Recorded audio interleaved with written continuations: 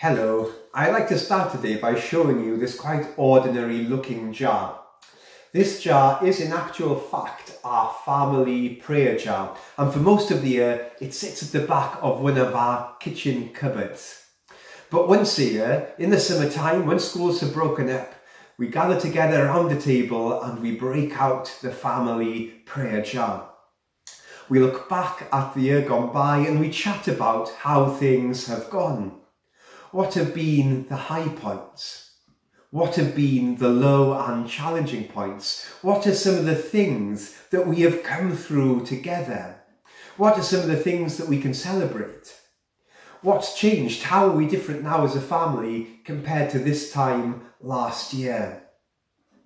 And each year we write down the things that we'd like to see happen in the year ahead. And we pray for them. And we commit them to God. And then each year we empty out our hopes and our dreams and our prayers from last year and talk about the prayers that God has answered, either in the way that we prayed and hoped that He would, or in ways that we least expected Him to. Some of the prayers simply don't apply anymore because life has moved on. Some of them need to go back in the jar for another year. And this is a way of helping us as a family to look back on the year that has been and to remember and to look forwards with faith for what is to come. Now, thinking about our family prayer jar reminded me of a verse from the Bible. It comes from Psalm 56, it's verse 8, and it says this: "You keep track of all my sorrows. You have collected all my tears in your bottle. You have recorded each one in your book." Now, this verse isn't about some sort of elaborate filing system that God has for our tears.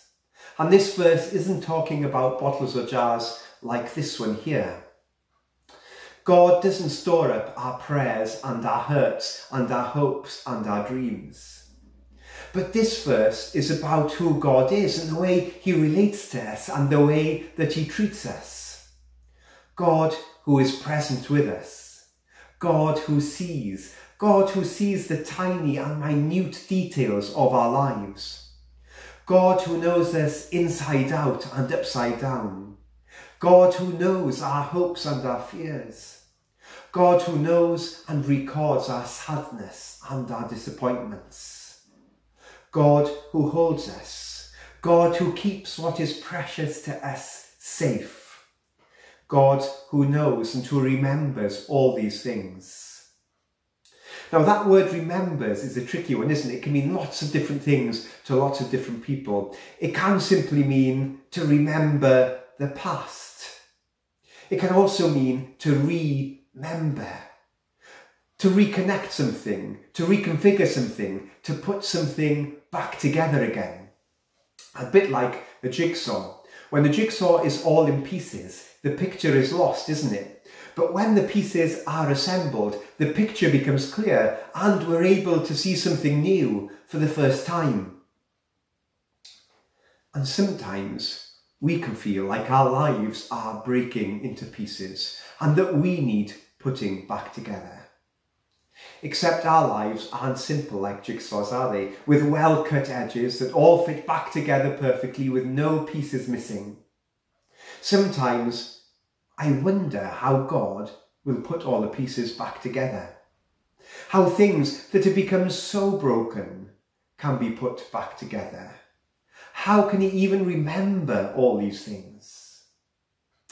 I can't fully answer that question because I don't know, and I don't suspect I will until I get to heaven. But I'd like to leave you with some verses from John's Gospel. In it, Jesus' friends, they're feeling lost and confused. They're feeling anxious about the future, scared about what happens when people die, scared that Jesus might die. And Jesus says to them, "Don't let your hearts be troubled. Trust in God and trust also in me. There is more than enough room in my Father's home. If this were not so, would I have told you that I am going there to prepare a place for you? When everything is ready, I will come and get you, so you will always be with me where I am. Jesus wasn't going to forget his disciples. He was going ahead to prepare a place for them. God would find them and he'd bring them back together. He would remember them. Sure, maybe not in ways that made sense to the disciples then, but they could trust Jesus. They could believe in the words that he's speaking. And so too can we. Jesus isn't going to forget you.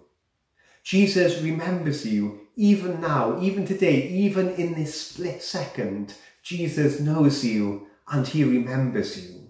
And we can trust and believe that he's with us in the jigsaw of our lives. Doesn't matter how messy or complex or complicated it gets. And that to me is just about the best news that I could wish to hear. God bless.